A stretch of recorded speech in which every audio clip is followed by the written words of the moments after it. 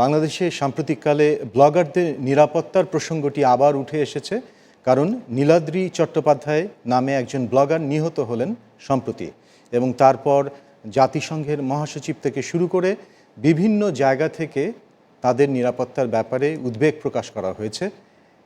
CPJ এবং আরও বিভিন্ন সংগঠন এ সম্পর্কে উদ্বেগ প্রকাশ করেছে। বাংলাদেশের পুলিশের আইজি তিনি সম্প্রতি একটি মন্তব্য করেছেন। তিনি বলেছেন যে ব্লগারদেরকেও সতর্ক করেছেন তিনি তাদের লেখালেখির ব্যাপারে। এ বিষয়টি নিয়ে আমরা কথা বলতে চাই। বাংলাদেশের দুজন ব্লগার, একজন হচ্ছেন অমি রহমান পিয়াল, অনলাইন অ্যাক্টিভিস্ট, মূলত মুক্তিযুদ্ধ এবং যুদ্ধাপরাধ নিয়ে লেখালেখি করেন, এবং আরেকজন হচ্ছেন শামীমা মিতু। তারা দুজনেই ঢাকা থেকে স্কাইপে যোগ দিচ্ছেন আমার সাথে। আপনাদের দুজনকেই স্বাগত জানাচ্ছি, অমি রহমান পিয়াল এবং শামীমা মিতু। আমি প্রথমেই শামীমা মিতু আপনার কাছে আসতে চাই। আপনি নিয়মিতভাবে ব্লগে লেখেন, আপনি সাংবাদিক এবং পাশাপাশি গত প্রায় 3 বছর ধরে আপনি সাংবাদিকতা এবং ব্লগ দুটোর সাথেই জড়িত রয়েছেন।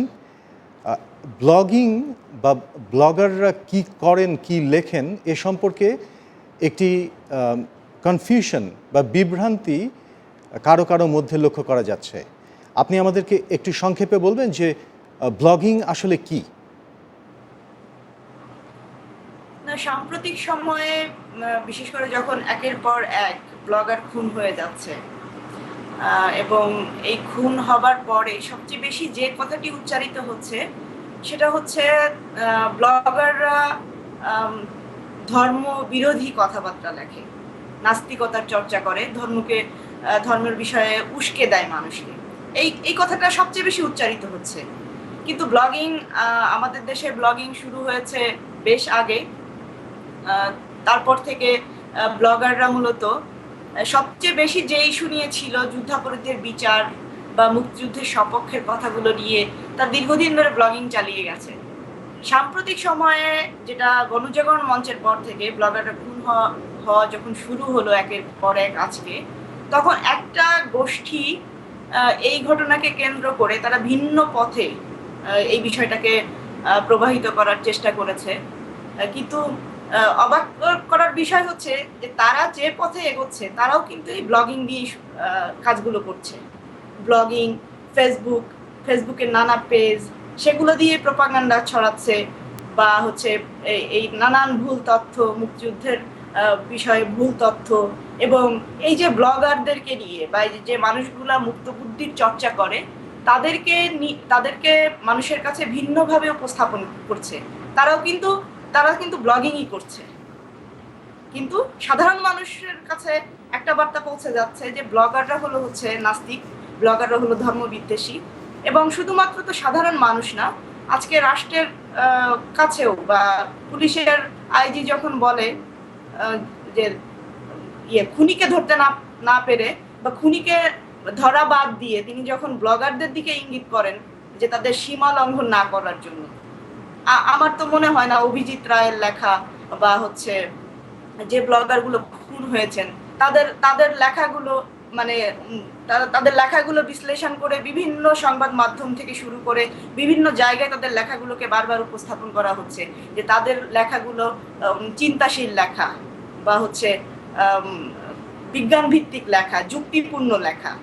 হ্যাঁ, তারপর এই যে সংঘাতটা চালানো হচ্ছে, এটা মূলত হচ্ছে যে এই যে সংঘাতময় পরিস্থিতি বা খুন হওয়া, এই খুনগুলোকে হচ্ছে একটা সাংঘর্ষিক জায়গায় নিয়ে যাচ্ছে, এবং এই খুনগুলোকে আরো দেশের ভেতরের পরিস্থিতি আরো খারাপ করার জন্য একটা গোষ্ঠী বেশ ভালোভাবে কাজ করছে।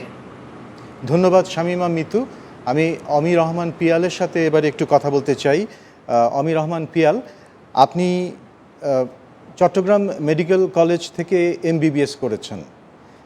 পরবর্তীতে আপনি একজন ব্লগার হিসেবেই বেশি পরিচিত, যদিও পেশাগতভাবে আপনি একজন চিকিৎসক হিসেবেই আপনার প্রশিক্ষণ রয়েছে।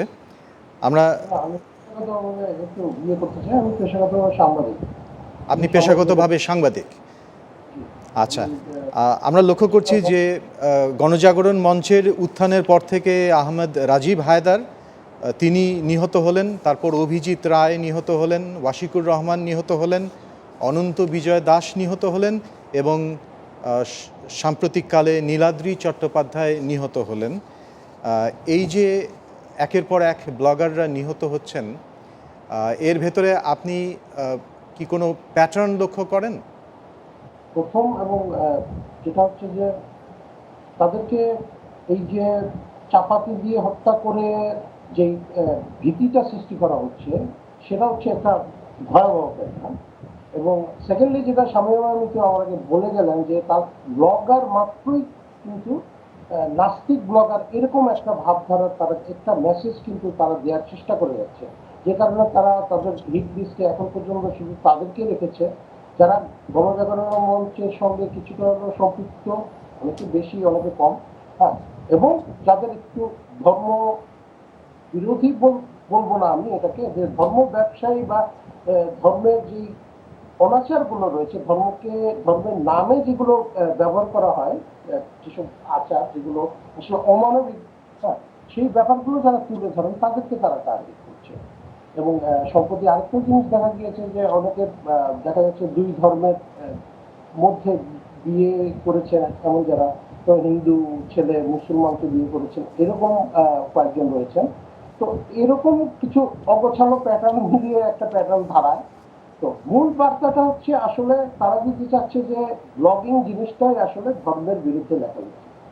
আর যেটা বাস্তবতা হচ্ছে যে এই ধর্ম ব্যবসা বা যার আড়াল নিয়ে স্বাধীনতা বিরোধী শক্তি আছে, যে রাজত্ব চালিয়ে গেছে, তাদের বিরুদ্ধে দাঁড়ানো যে গণজাগরণ যে মঞ্চ বা গণজাগরণ হয়েছিল, সেটা কিন্তু ব্লগারদের হাতেই, ব্লগারদেরই তৈরি, ব্লগারদেরই এই এর উৎস ছিলেন ব্লগাররা। তো তাদেরকে নিউট্রালাইজ করার জন্য, তাদেরকে তাদের নামে এই আরোপ দেওয়ার জন্য আসলে এই কাজগুলো করা হচ্ছে। এগুলো নেপথ্যে রয়েছে এটাই মূল কাজ। আমি আপনার কাছে আবার ফেরত আসব, তার আগে আমি শামীমা মিতুর কাছে আরেকবার যেতে চাই। শামীমা মিতু, আপনি কি মনে করেন যে এই ধরনের সহিংসতা নিয়ন্ত্রণের ক্ষেত্রে সরকারের ভূমিকা এ পর্যন্ত কার্যকরী বলে আপনি কি মনে করেন? কার্যকরী বলতে, কার্যকরী তো একেবারেই না, মানে আমি সরাসরি বলবো আরো বরং পরিস্থিতিকে আরো খারাপের দিকে নিয়ে যাওয়ার ক্ষেত্রে ভূমিকা রেখেছে, এটা বলতে দ্বিধা নেই। কারণ প্রথম খুন থেকে এ পর্যন্ত আমরা যদি দেখি, মানে সাংবাদিকের দৃষ্টি থেকে যদি দেখি, তো রাজীব হায়দার খুনের পর থেকে শুধুমাত্র ওই একটা খুনের মামলাতেই চার্জশিট দেওয়া হয়েছে, আর কোনো মামলাতে এই পর্যন্ত মানে কোনো আসামিকে ধরা হয়নি। মানে কিছু কিছু ঘটনায় দেখা গেছে যে অভিজিৎ রায়ের ঘটনার ক্ষেত্রে পুলিশ উপস্থিত ছিল খুব কাছেই, বা এফবিআই এসে তদন্ত করে গেছে, তারপরেও আমরা দেখছি যে কোনো অগ্রগতি নেই পুলিশের দিক থেকে।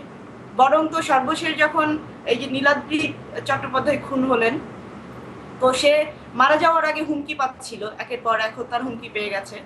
সেটা নিয়ে যখন পুলিশের কাছে গেছে, পুলিশ তাকে সরাসরি বলেছে যে দেশ ছেড়ে যেতে।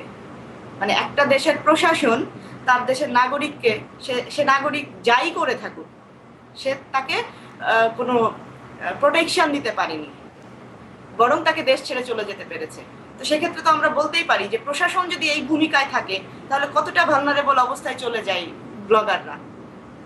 এবং এটা তো মানে আর যারা বেঁচে আছে তাদের অবস্থা তাহলে কোথায় যেয়ে দাঁড়ায়, তাদের নিরাপত্তা কোথায় যেয়ে দাঁড়ায়। শামীমা মিতু, আপনাকে অনেক ধন্যবাদ। অমির রহমান পিয়াল, আপনার কাছে শেষ প্রশ্ন।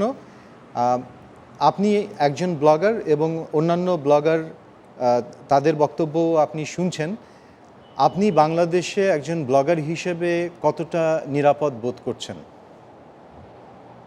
কোনো নিরাপত্তাই আমার তো নিরাপদ বোধ করার তো কোনো কারণ নেই। কারণ যে মুহূর্তে আমি জানলাম যে, ধরেন আমি আমার কথা বলি যে আমি একটা সময় এই দেখলাম যখন যে এরা ফলো করে ব্লগারদের লাইফস্টাইলটা, তারা কোথায় যায় কি করে, এবং সেই অনুযায়ী তার জন্য একটা তারা প্ল্যান করে তার উপর আক্রমণ করার জন্য। তো যখন দেখলাম যে আমি যদি তাদের এরকম কোনো রুটিন দেই যে ধরেন আমি অফিসে যাই 9টায়, ফিরি 5টায়, এরকম কিছু দেওয়া যাবে না। তো সেটা করার জন্য আমি অফিস করাই বাদ দিয়ে দিলাম। মানে আমি যেহেতু বিডি নিউজের সাথে সম্পৃক্ত, আমি বাসায় বসে অফিস করি, এরকম একটা ব্যাপার। তো যখন দেখলাম যে এই যেমন এই সাম্প্রতিক যেটা এই যে নীলাদ্রির ক্ষেত্রে হলো যে বাসায় এসে তাকে যখন খুন করে গেল, সেই মুহূর্তে আমি কিভাবে আর নিরাপদ বোধ করবো? যে যখন আমি যাদের কাছে যাবো আশ্রয়ের জন্য বা অভিযোগ নিয়ে, তারা যখন আমাকে বলবেন যে আপনি দেশ ছেড়ে চলে যান বা লেখালেখি আপনারা ওইভাবে করবেন না যা প্রবোজনিক মনে হয়, তার মানে দাঁড়ানো তো একটাই, আমাদের কোনোরকম নিরাপত্তা দিতে অপারগ হয়ে গেছে প্রশাসন। তো সেই মুহূর্তে আমি তো কিছু করার থাকছে না, আমি কি নিরাপত্তা বোধ করবো? দর্শক, এতক্ষণ কথা বলছিলাম বাংলাদেশের দুজন ব্লগার শামীমা মিতু এবং অমি রহমান পিয়ালের সাথে। আশা করি এই সাক্ষাৎকার আপনারা উপভোগ করেছেন। সবাই ভালো থাকুন, নিরাপদে থাকুন। আহসানুল হক, ভয়েস অব আমেরিকা।